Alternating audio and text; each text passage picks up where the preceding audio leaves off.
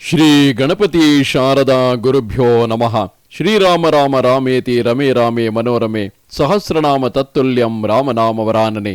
ಶ್ರೋತೃಗಳಿಗೆ ಶ್ರೀಮದ್ ವಾಲ್ಮೀಕಿ ರಾಮಾಯಣದ ಸುಂದರ ಕಾಂಡದಲ್ಲಿ ರಾವಣನ ಮಗನಾದ ಅಕ್ಷಕುಮಾರನ ಪರಾಕ್ರಮ ವರ್ಣನೆ, ಹನುಮಂತನಿಂದ ಅವನ ಸಂಹಾರ ಎಂಬ 47ನೆಯ ಸರ್ಗಕ್ಕೆ ಸ್ವಾಗತ. ಸೀತೆಯನ್ನು ಭೇಟಿಯಾಗಿ ಆಕೆಯಿಂದ ಶ್ರೀರಾಮನಿಗೆ ಸಂದೇಶವನ್ನು ಪಡೆದ ನಂತರ ಹನುಮಂತನು ಈಗ ರಾಕ್ಷಸರ ಬಲಾಬಲಗಳನ್ನು ಪರೀಕ್ಷಿಸುವ ನಿಟ್ಟಿನಲ್ಲಿ ಅಶೋಕವನವನ್ನು ಧ್ವಂಸಗೈದು ಅದರ ರಕ್ಷಣೆಗಾಗಿ ಬಂದ ರಾಕ್ಷಸರೆಲ್ಲರನ್ನೂ ಸಂಹರಿಸಿದ್ದಾನೆ. ತದನಂತರದಲ್ಲಿ ರಾವಣ ಪುತ್ರರಾದ ಅಕ್ಷಕುಮಾರ ಮತ್ತು ಇಂದ್ರಜಿತುಗಳು ಒಬ್ಬರಾದ ನಂತರ ಒಬ್ಬರು ಹನುಮಂತನನ್ನು ಬಂಧಿಸುವ ಸಲುವಾಗಿ ಬರುತ್ತಿರುವರು. ಸೇನಾಪತೀನ್ ಪಂಚಸತು ಪ್ರಮಾಪಿತಾನ್ ಹನುಮತಾ ಸಾನುಚರಾನ್ ಸಹ ಸವಾಹನಾನ್ ನಿಶಮ್ಯ ರಾಜ ಸಮರೋದ್ಧತೋನ್ಮುಖಂ ಕುಮಾರಮಕ್ಷಂ ಪ್ರಸಮೈಕ್ಷತಾಗ್ರತಃ. ಅನುಚರರಿಂದೊಡಗೂಡಿದ್ದ ವಾಹನಗಳಿಂದ ಯುಕ್ತರಾಗಿದ್ದ 5 ಸೇನಾಪತಿಗಳನ್ನು ಹನುಮಂತನು ಸಂಹರಿಸಿದನೆಂಬ ವಾರ್ತೆಯನ್ನು ಕೇಳಿ ರಾವಣನು ಯುದ್ಧಕ್ಕೆ ಹೋಗಲು ಸಜ್ಜಾಗಿ ತನ್ನ ಮುಂದೆ ನಿಂತಿದ್ದ ಅಕ್ಷಕುಮಾರನನ್ನು ನೋಡಿದನು. ರಾವಣನ ದೃಷ್ಟಿ ಪ್ರಸರಣದಿಂದಲೇ ಪ್ರಚೋದಿತನಾದ ಪ್ರತಾಪವಂತನಾದ ಸುವರ್ಣದಿಂದ ಚಿತ್ರಿತವಾದ ಧನುಸ್ಸನ್ನು ಧರಿಸಿದ್ದ ಅಕ್ಷಕುಮಾರನು ಯಜ್ಞಶಾಲೆಯಲ್ಲಿ ಬ್ರಾಹ್ಮಣ ಮುಖ್ಯರು ಅರ್ಪಿಸುವ ಹವಿಸ್ಸಿನಿಂದ ಊರ್ಧ್ವಮುಖವಾಗಿ ಪ್ರಜ್ವಲಿಸುವ ಯಜ್ಞೇಶ್ವರನಂತೆ ಮಹಾಸಭೆಯಲ್ಲಿ ಎದ್ದು ನಿಂತನು. ಬಳಿಕ ರಾಜಕುಮಾರನು ಬಾಲಸೂರ್ಯನಂತೆ ಮಹಾಪ್ರಭೆಯಿಂದ ಕೂಡಿದ್ದ ಪುಟಕ್ಕೆ ಹಾಕಿದ ಚಿನ್ನದ ಜಾಲರಿಗಳಿಂದ ಸಮಾವೃತವಾಗಿದ್ದ ರಥದಲ್ಲಿ ಕುಳಿತು ಮಹಾಕಪಿಯ ಬಳಿಗೆ ಹೋದನು. ಅಕ್ಷಕುಮಾರನು ತಪಸ್ಸನ್ನು ಮಾಡಿ ಆ ರಥವನ್ನು ಪಡೆದುಕೊಂಡಿದ್ದನು. ಅದು ಪುಟಕ್ಕೆ ಹಾಕಿದ ಚಿನ್ನದ ಬಲೆಯ ಆವರಣದಿಂದಾಗಿ ವಿಚಿತ್ರವಾಗಿ ಕಾಣುತ್ತಿದ್ದಿತು. ಪತಾಕೆಯಿಂದಲೋ ರತ್ನಗಳಿಂದ ಸಮಲಂಕೃತವಾದ ಧ್ವಜದಿಂದಲೋ ಶೋಭಿಸುತ್ತಿದ್ದಿತು. ಮನೋವೇಗಕ್ಕೆ ಸಮಾನವಾದ ವೇಗವುಳ್ಳ 8 ಕುದುರೆಗಳನ್ನು ಆ ರಥಕ್ಕೆ ಹೂಡಿದ್ದರು. ದೇವದಾನವರಿಂದಲೂ ಅದು ಎದುರಿಸಲು ಅಸಾಧ್ಯವಾಗಿದ್ದಿತು. ಭೂಮಿಯ ಸಂಪರ್ಕವೇ ಇಲ್ಲದೆ ಸಂಚರಿಸುತ್ತಿದ್ದಿತು. ಮಿಂಚಿನ ಕಾಂತಿಯಿಂದ ಕಂಗೊಳಿಸುತ್ತಾ ಆಕಾಶದಲ್ಲಿಯೂ ಸಂಚರಿಸುತ್ತಾ ಬೇಕಾದ ಸ್ಥಳದಲ್ಲಿ ಸುಸ್ಥಿರವಾಗಿ ನಿಂತಿರುತ್ತಿದ್ದಿತು.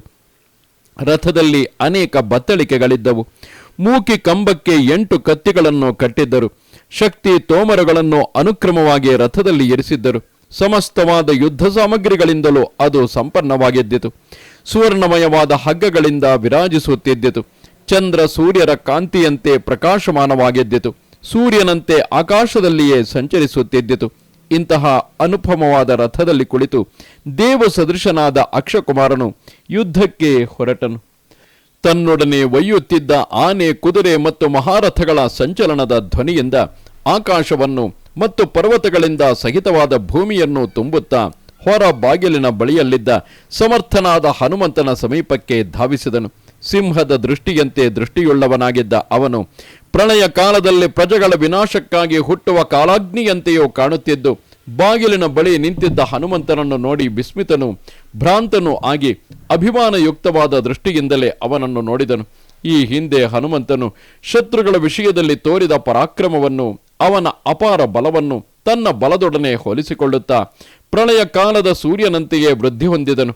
ಹನುಮಂತನ ವಿನಾಶದಲ್ಲಿಯೇ ಏಕಾಗ್ರಚಿತ್ತನಾಗಿದ್ದ ಅಕ್ಷಕುಮಾರನು ಅತ್ಯಂತ ಕ್ರುದ್ಧನಾಗಿ ಮಹಾಪರಾಕ್ರಮಿಯಾದ, ಯುದ್ಧ ಮಾಡಲು ಸುಸ್ಥಿರನಾಗಿ ನಿಂತಿದ್ದ, ನಿವಾರಿಸಲು ಅಸಾಧ್ಯನಾಗಿದ್ದ ಹನುಮಂತನನ್ನು ತೀಕ್ಷ್ಣವಾದ 3 ಬಾಣಗಳಿಂದ ಪ್ರಹರಿಸಿ ಯುದ್ಧಕ್ಕೆ ಪ್ರಚೋದಿಸಿದನು.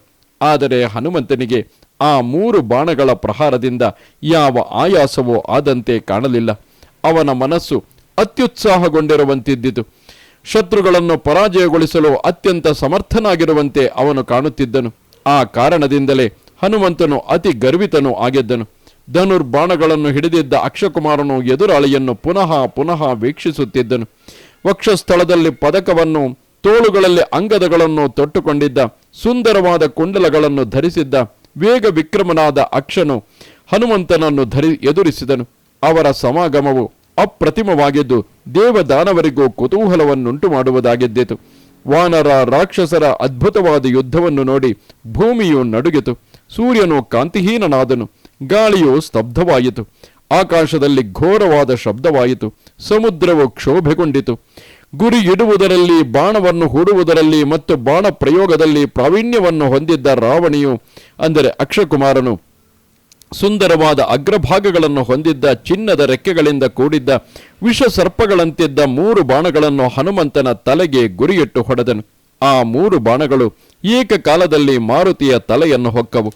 ಅವನ ಕಣ್ಣು ಗುಡ್ಡೆಗಳು ರಕ್ತದಿಂದ ನೆನೆದು ತಿರುಗತೊಡಗಿದವು.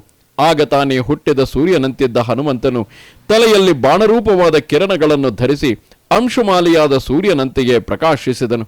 ವಾನರಾಧಿಪತಿಯಾದ ಸುಗ್ರೀವನ ಅಮಾತ್ಯ ಶ್ರೇಷ್ಠನಾದ ಹನುಮಂತನು ಚಿತ್ರವಾದ ಆಯುಧಗಳನ್ನು, ವಿಚಿತ್ರವಾದ ಧನುಸ್ಸನ್ನು ಧರಿಸಿದ್ದ ರಾಜಶ್ರೇಷ್ಠನಾದ ರಾವಣನ ಮಗನನ್ನು ನೋಡಿ ಸಂತೋಷಗೊಂಡು ಉಬ್ಬಿ ಹೋಗಿ ಅವನೊಡನೆ ಯುದ್ಧಕ್ಕೆ ಸಿದ್ಧನಾದನು. ಬಲ ವೀರ್ಯಗಳಿಂದ ಸಂಪನ್ನನಾಗಿದ್ದ ಮಂದರ ಪರ್ವತದ ಅಗ್ರಭಾಗಕ್ಕೆ ಬಂದ ಮಧ್ಯಾಹ್ನದ ಸೂರ್ಯನಂತಿದ್ದ ವೃದ್ಧಿ ಹೊಂದಿದ ಕೋಪದಿಂದ ಧಗಧಗಿಸುತ್ತಿದ್ದ ಹನುಮಂತನು ಕಣ್ಣುಗಳಿಂದ ಹುಟ್ಟಿದ ಅಗ್ನಿಯ ಜ್ವಾಲೆಗಳಿಂದ ಬಲ ವಾಹನಗಳಿಂದ ಯುಕ್ತನಾಗಿದ್ದ ಅಕ್ಷಕುಮಾರನನ್ನು ಸುಟ್ಟು ಬಿಡುವನೋ ಎಂಬಂತೆ ಕಾಣುತ್ತಿದ್ದನು. ಅಕ್ಷಕುಮಾರನ ವಿಚಿತ್ರವಾದ ಧನುಸ್ಸು ಕಾಮನ ಬಿಲ್ಲಿನ ರೂಪದಲ್ಲಿದ್ದಿತು. ಬಾಣಗಳೇ ಮಳೆಯ ರೂಪದಲ್ಲಿದ್ದವು. ರಾಕ್ಷಸನು ಮೇಘದ ರೂಪದಲ್ಲಿದ್ದನು. ಮೇಘವು ಉನ್ನತವಾದ ಪರ್ವತಗಳ ಮೇಲೆ ಮಳೆಗರೆಯುವಂತೆ ಕಪಿ ರೂಪದ ಪರ್ವತದ ಮೇಲೆ ಮೇಘರೂಪನಾದ ರಾಕ್ಷಸನು ಬಾಣಗಳ ವೃಷ್ಟಿಯನ್ನೇ ಸುರಿಸಿದನು. ಮೇಘದ ಗರ್ಜನೆಗೆ ಸಮಾನವಾಗಿ ಗರ್ಜನೆ ಮಾಡುತ್ತಿದ್ದ ಕಪೀಶ್ವರನು ರಣಚಂಡ ವಿಕ್ರಮನಾದ ಅಧಿಕವಾದ ತೇಜೋ ಬಲವೀರ್ಯಗಳಿಂದ ಕೂಡಿದ್ದ ಬಾಣಗಳಿಂದ ಸಂಪನ್ನನಾಗಿದ್ದ ಅಕ್ಷಕುಮಾರನನ್ನು ನೋಡಿ ಸಿಂಹನಾದ ಮಾಡಿದನು. ಬಾಲ್ಯ ಚಾಪಲ್ಯದಿಂದ ಕೂಡಿದ್ದ ಅಕ್ಷನು ಅಲ್ಪ ವೀರ್ಯನಾಗಿದ್ದರೂ ಬಹಳ ದರ್ಪಿಷ್ಠನಾಗಿದ್ದನು. ಅಧಿಕವಾದ ಕೋಪದಿಂದ ಕೆಂಪಾದ ಕಣ್ಣುಗಳನ್ನು ಹೊಂದಿದ್ದ ಆ ರಾಕ್ಷಸ ಪುತ್ರನು ಆನೆಯೊಂದು ಹುಲ್ಲು ಮುಚ್ಚಿರುವ ಬಾವಿಯ ಬಳಿಗೆ ವೇಗವಾಗಿ ಧಾವಿಸುವಂತೆ ಅಪ್ರತಿಮ ಪರಾಕ್ರಮಿಯಾದ ಹನುಮಂತನ ಬಳಿಗೆ ಯುದ್ಧ ಮಾಡಲು ಧಾವಿಸಿದನು. ರಾವಣಿಯು ದಾರ್ಷ್ಟ್ಯದಿಂದ ಹನುಮಂತನ ಮೇಲೆ ಸತತವಾಗಿ ಬಾಣಗಳ ಮಳೆಗರೆಯುತ್ತಿದ್ದನು. ಅವನ ತೋಳುಗಳಲ್ಲಿ ಮತ್ತು ಭುಜಗಳಲ್ಲಿ ಗಾಯಗಳಾದವು. ಒಡನೆಯೇ ಮೇಘನಾದನಾದ ಮಾರುತಿಯು ಭಯಂಕರವಾದ ಆಕಾರವನ್ನು ಹೊಂದಿ ಆಕಾಶಕ್ಕೆ ಹಾರಿದನು. ಮುಗಿಲು ಕಲ್ಲು ಮಳೆಯಿಂದ ಪರ್ವತವನ್ನು ತುಂಬಿಬಿಡುವಂತೆ ಆಕಾಶಕ್ಕೆ ಹಾರಿದ ಹನುಮಂತನನ್ನು ರಾಕ್ಷಸ ಶ್ರೇಷ್ಠನಾದ ಪ್ರತಾಪವಂತನಾದ ರಥಿಗಳಲ್ಲಿ ಶ್ರೇಷ್ಠತಮನಾದ ಮಹಾಬಲಿಷ್ಠನಾದ ಅಕ್ಷನು ಬಾಣಗಳ ವರ್ಷದಿಂದ ಮುಚ್ಚುತ್ತಾ ಹಿಂಬಾಲಿಸಿ ಹೋದನು. ವಾನರ ರಾಕ್ಷಸರ ಆ ಮಹಾ ಸಂಗ್ರಾಮದಲ್ಲಿ ಭಯಂಕರ ವಿಕ್ರಮನಾದ ವೀರನಾದ ಮಾರುತಿಯು ಅಕ್ಷನು ಬಿಡುತ್ತಿದ್ದ ಬಾಣಗಳ ಸಮೂಹದ ಮಧ್ಯದಲ್ಲಿಯೇ ಗಾಳಿಯಂತೆ ನುಸುಳಿ ಹೋಗುತ್ತಾ ಆ ಎಲ್ಲ ಬಾಣಗಳನ್ನು ವ್ಯರ್ಥಗೊಳಿಸಿದನು.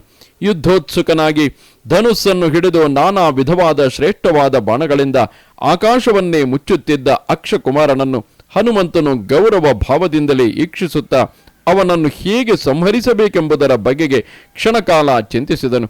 ಮಹಾತ್ಮನಾದ ವೀರನಾದ ಅಕ್ಷಕುಮಾರನ ನಿಶಿತವಾದ ಬಾಣಗಳ ಮೂಲಕ ಪೀಡಿತನಾದ ಮಹಾಭುಜನಾದ ಮಾರುತಿಯು ತಾನು ಬಂದಿರುವ ಕಾರ್ಯ ವಿಶೇಷದ ರಹಸ್ಯವನ್ನು ಮನಗಂಡು ಗಟ್ಟಿಯಾಗಿ ಗರ್ಜನೆ ಮಾಡುತ್ತಾ ಯುದ್ಧದಲ್ಲಿ ಅಕ್ಷನ ಪರಾಕ್ರಮದ ಬಗೆಗೆ ಪುನಃ ಪುನಃ ಚಿಂತಿಸಿದನು. ಬಾಲ ಸೂರ್ಯನಂತೆ ಮಹಾ ತೇಜಸ್ಸಿನಿಂದ ಬೆಳಗುತ್ತಿರುವ ಮಹಾಬಲನಾದ ಈ ರಾಜಕುಮಾರನು ಪ್ರೌಢನಂತೆ ಮಹಾ ಸಾಹಸ ಕಾರ್ಯವನ್ನೇ ಮಾಡುತ್ತಿರುವನು. ಸಮಸ್ತವಾದ ಯುದ್ಧ ಪ್ರಕ್ರಿಯೆಗಳನ್ನು ತಿಳಿದಿರುವ ಇವನನ್ನು ಸಂಹರಿಸಲು ನನಗೆ ಮನಸ್ಸೇ ಬರುತ್ತಿಲ್ಲ. ಇವನು ಮಹಾವೀರ್ಯನು, ಏಕಾಗ್ರ ಚಿತ್ತನು, ಯುದ್ಧಗಳಲ್ಲಿ ಎದುರಾಳಿಯ ಪ್ರಹಾರವನ್ನು ಸಹಿಸಿಕೊಳ್ಳುವ ಸಾಮರ್ಥ್ಯವುಳ್ಳವನು, ಬಾಣಗಳ ಆದಾನ ಸಂಧಾನ ವಿಮೋಕ್ಷಣಾದಿಗಳಲ್ಲಿ ಮಹಾ ಚತುರನಾಗಿರುವ ಇವನು ನಾಗ ಯಕ್ಷ ಮುನಿಗಳ ಗೌರವಕ್ಕೂ ಪಾತ್ರನಾಗಿದ್ದಾನೆ. ಇದರಲ್ಲಿ ಸಂಶಯವೇ ಇಲ್ಲ. ಪರಾಕ್ರಮದಿಂದಲೋ ಮತ್ತು ಉತ್ಸಾಹದಿಂದಲೋ ಉತ್ತೇಜಿತವಾದ ಮನಸ್ಸಿನಿಂದ ಕೂಡಿರುವ ಇವನು ನನ್ನೆದುರಾಗಿ ನಿಂತು ನನ್ನನ್ನೇ ತೀಕ್ಷ್ಣ ದೃಷ್ಟಿಯಿಂದ ನೋಡುತ್ತಿರುವನು. ಬಾಣಗಳನ್ನು ಶೀಘ್ರವಾಗಿ ಬಿಡುವುದರಲ್ಲಿ ನಿಪುಣನಾದ ಇವನ ಪರಾಕ್ರಮವು ದೇವಾಸುರರ ಮನಸ್ಸುಗಳನ್ನು ನಡುಗಿಸುವುದಾಗಿದೆ.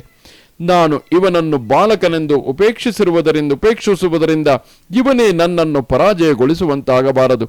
ಮೇಲಾಗಿ ಯುದ್ಧದಲ್ಲಿ ಇವನ ಪರಾಕ್ರಮವು ಕ್ಷಣ ಕ್ಷಣಕ್ಕೂ ಹೆಚ್ಚುತ್ತಲೇ ಇದೆ. ಸುತ್ತಲೂ ಹರಡುತ್ತಿರುವ ಅಗ್ನಿಯಂತಿರುವ ಇವನನ್ನು ಉಪೇಕ್ಷಿಸಬಾರದು. ಆದುದರಿಂದ ಮನಸ್ಸಿಲ್ಲದಿದ್ದರೂ ಈ ಸಮಯದಲ್ಲಿ ಇವನನ್ನು ವಧಿಸುವುದೇ ಸೂಕ್ತವಾಗಿದೆ. ಹೀಗೆ ಮಹಾಬಲಶಾಲಿಯಾದ ಹನುಮಂತನು ಶತ್ರುವಿನಲ್ಲಿರುವ ಸಾಮರ್ಥ್ಯವನ್ನು ತರ್ಕಿಸುತ್ತಾ ತಾನು ಮಾಡಬೇಕಾಗಿರುವ ಕಾರ್ಯವನ್ನು ನಿರ್ಧರಿಸಿ ಅಕ್ಷನನ್ನು ಸಂಹರಿಸುವುದೇ ಯೋಗ್ಯವೆಂದು ಪುನಃ ನಿಶ್ಚಯಿಸಿ ರಭಸದಿಂದ ಹೊರಟನು. ಅನೇಕ ಪ್ರಕಾರವಾದ ಮಂಡಲ ಸಂಚಲನಗಳಲ್ಲಿ ಸುಶಿಕ್ಷಿತವಾಗಿದ್ದ ಮಹಾಭಾರವನ್ನು ಹೊತ್ತು ನಡೆಯಲು ಸಮರ್ಥವಾಗಿದ್ದ ಅಕ್ಷಕುಮಾರನ ರಥಕ್ಕೆ ಹೂಡಿದ್ದ 8 ಶ್ರೇಷ್ಠವಾದ ಕುದುರೆಗಳನ್ನು ಅಂಗೈ ಹೊಡೆತಗಳಿಂದಲೇ ಸಂಹರಿಸಿದನು. ಮರುಕ್ಷಣದಲ್ಲಿಯೇ ಮಹಾರಥನಾದ ಅಕ್ಷನನ್ನು ಅಂಗೈಯಿಂದ ಪ್ರಹರಿಸಿದನು. ಅವನು ಕುಳಿತಿದ್ದ ರಥವು ಪುಡಿ ಪುಡಿಯಾಯಿತು. ರಥದ ಮೂಕಿಯು ತಲೆ ಕೆಳಗಾಯಿತು. ಕುದುರೆಗಳು ಸತ್ತು ಹೋದವು. ಆಕಾಶದಲ್ಲಿದ್ದ ಅಕ್ಷಕುಮಾರನು ಭೂಮಿಯ ಮೇಲೆ ಬಿದ್ದನು. ಆಗ ಅವನು ನುಚ್ಚು ನೂರಾಗಿದ್ದ ರಥವನ್ನು ಪರಿತ್ಯಜಿಸಿ ಧನುರ್ಧರನಾಗಿ ಕೈಯಲ್ಲಿ ಕತ್ತಿಯನ್ನು ಝಳಪಿಸುತ್ತಾ, ತಪೋವೀರ್ಯ ಸಂಪನ್ನನಾದ ಋಷಿಯು ದೇಹವನ್ನು ತ್ಯಜಿಸಿ ದೇವತೆಗಳ ಲೋಕಕ್ಕೆ ಹೋಗುವಂತೆ ಅಂತರಿಕ್ಷಕ್ಕೆ ಹಾರಿದನು. ಪಕ್ಷಿಗಳ ರಾಜನಾದ ಗರುಡನಿಂದಲೂ ವಾಯು ಮತ್ತು ಸಿದ್ಧರಿಂದಲೂ ಸೇವಿಸಲ್ಪಡುತ್ತಿದ್ದ ಆಕಾಶದಲ್ಲಿ ಸಂಚರಿಸುತ್ತಿದ್ದ ಅಕ್ಷಕುಮಾರನನ್ನು ವಾಯು ಸಮಾನ ಪರಾಕ್ರಮನಾದ ಹನುಮಂತನು ಹಿಂಬಾಲಿಸಿ ಅವನ ಕಾಲುಗಳನ್ನು ಬಲವಾಗಿ ಹಿಡಿದು ಸಾವಿರಾರು ಬಾರಿ ವೇಗವಾಗಿ ತಿರುಗಿಸಿ ಗರುಡನು ಮಹಾಸರ್ಪವನ್ನು ಹಿಡಿದು ಎತ್ತರದಿಂದ ಕೆಳಕ್ಕೆ ಕುಕ್ಕುವಂತೆ ನೆಲದ ಮೇಲೆ ಅಪ್ಪಳಿಸಿದನು. ಒಡನೆಯೇ ಅಕ್ಷಕುಮಾರನ ತೋಳು, ತೊಡೆ, ಸೊಂಟ, ಕುತ್ತಿಗೆಗಳೆಲ್ಲವೂ ಜಜ್ಜಿ ಹೋದವು. ಶರೀರದ ಎಲ್ಲ ಕಡೆಗಳಿಂದಲೂ ರಕ್ತವು ಪ್ರವಾಹ ರೂಪವಾಗಿ ಹರಿಯತೊಡಗಿತು. ಮೂಳೆಗಳು ನುಚ್ಚು ನೂರಾದವು. ಕಣ್ಣು ಗುಡ್ಡೆಗಳು ಹೊರಚಾಚಿಕೊಂಡವು. ತೋಳು ಕಾಲುಗಳಲ್ಲಿದ್ದ ಎಲ್ಲ ಕೀಲುಗಳು ಭಗ್ನವಾಗಿ ಹೋದವು. ಸೊಂಟಪಟ್ಟಿ, ಅಂಗದ ಕೇಯೂರ ಕವಚಗಳು ಬಿಚ್ಚಿ ಹೋಗಿ ಚೆಲ್ಲಾಪಿಲ್ಲಿಯಾಗಿ ಭೂಮಿಯ ಮೇಲೆ ಬಿದ್ದವು. ಹೀಗೆ ಅಕ್ಷಕುಮಾರನು ವಾಯುಪುತ್ರನಾದ ಹನುಮಂತನಿಂದ ಹತನಾಗಿ ನೆಲದ ಮೇಲೆ ಬಿದ್ದ ನಂತರವೂ ಹನುಮಂತನು ಅಕ್ಷನನ್ನು ಚೆನ್ನಾಗಿ ತುಳಿದು ರಾಕ್ಷಸರ ಅಧಿಪತಿಯಾದ ರಾವಣನಿಗೆ ಮಹಾಭಯವನ್ನುಂಟು ಮಾಡಿದನು. ವಾನರ ರಾಕ್ಷಸರ ಯುದ್ಧವನ್ನು ವೀಕ್ಷಿಸಲು ಅಂತರಿಕ್ಷದಲ್ಲಿ ಉಪಸ್ಥಿತರಾಗಿದ್ದ ಮಹರ್ಷಿಗಳು, ಭೂತಗಣಗಳು, ಪನ್ನಗರು, ಇಂದ್ರ ಸಹಿತರಾದ ದೇವತೆಗಳು ಹನುಮಂತನ ಅದ್ಭುತವಾದ ಸಾಹಸ ಕಾರ್ಯವನ್ನು ಕಂಡು ಅಚ್ಚರಿಗೊಂಡವರಾಗಿ ಅಭಿಮಾನಪೂರ್ವಕವಾದ ದೃಷ್ಟಿಯಿಂದ ನೋಡಿದರು. ಹನುಮಂತನು ಇಂದ್ರ ತನಯನ ಕಾಂತಿಗೆ ಸಮಾನವಾದ ಕಾಂತಿಯಿಂದ ಕೂಡಿದ್ದ ರಕ್ತಾಕ್ಷನಾಗಿದ್ದ ಅಕ್ಷಕುಮಾರನನ್ನು ಸಂಹರಿಸಿ ಪ್ರಳಯ ಕಾಲದಲ್ಲಿ ಸಮಯವನ್ನು ನಿರೀಕ್ಷಿಸುತ್ತಾ ಕುಳಿತಿರುವ ಯಮನಂತೆ ಹೊರ ಬಾಗಿಲ ಬಳಿಗೆ ಹೋಗಿ ಹಿಂದಿನಂತೆಯೇ ನಿಂತುಕೊಂಡನು. ಇದು ಶ್ರೀಮದ್ ವಾಲ್ಮೀಕಿ ರಾಮಾಯಣದ ಸುಂದರ ಕಾಂಡದಲ್ಲಿ 47ನೆಯ ಸರ್ಗವು. ನಮಸ್ತೆ ಶಾರದೆ ದೇವಿ ಕಾಶ್ಮೀರ ಪುರವಾಸಿನಿ ತ್ವಾಮಹಂ ಪ್ರಾರ್ಥಯೇ ನಿತ್ಯಂ ವಿದ್ಯಾದಾನಂಚ ದೇಹಿ ಮೇ. ನಮಸ್ಕಾರ.